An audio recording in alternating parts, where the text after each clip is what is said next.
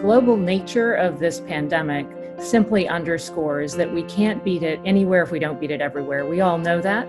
That means this profound notion of interconnection needs to drive us. Sometimes in this kind of situation, speed is a lot more important than perfection. You just have to act and quickly.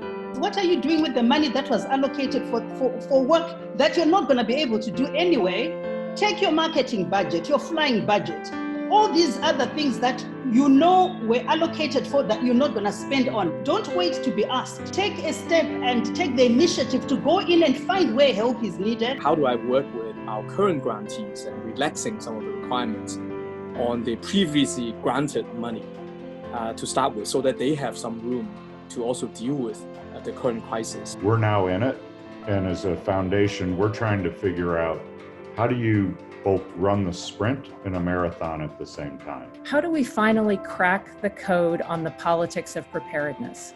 Whether it's with pandemic response, whether it's with conflict, or any number of other areas where preparedness and prevention is so clearly the rational, right, and over learned thing we need to do, we never quite do it the way we know we need to do it. It is impossible to think about preparedness without thinking about investing in institutions, and not just investing in institutions for a short period of time, but building those institutions and building those networks that are authentic, that are led by people from the regions. We must stop looking at communities as helpless.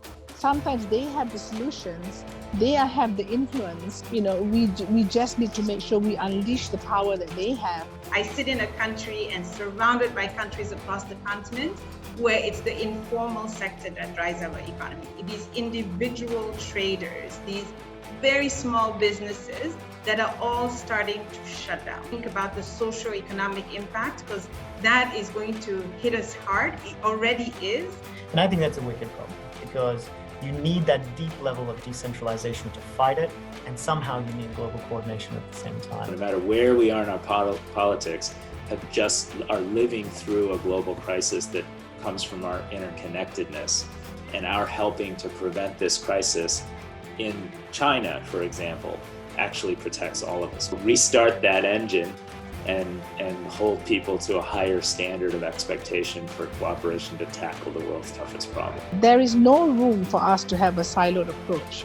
If you want to beat a disease like a pandemic, like COVID-19, it requires every stakeholder to play their role. This deserves to be on the list alongside climate change and global poverty and other problems that warrant high-level global cooperation. And tackle it really together so that we're not restarting development when this is over. And this is what philanthropy can do: bring hope and light during times of darkness. My desire, my hope is that we will use our privilege, our power, and our influence to demand a more just, fair, and equitable world. That's my hope. I'm going to ask you quite a personal question, which is a bit unfair because there's 400 people listening in. But this foundation is your own foundation. It is your own money. Markets are melting down. The need is increasing. And you have a philanthropic arm. How are you balancing these things? How does it affect your decisions?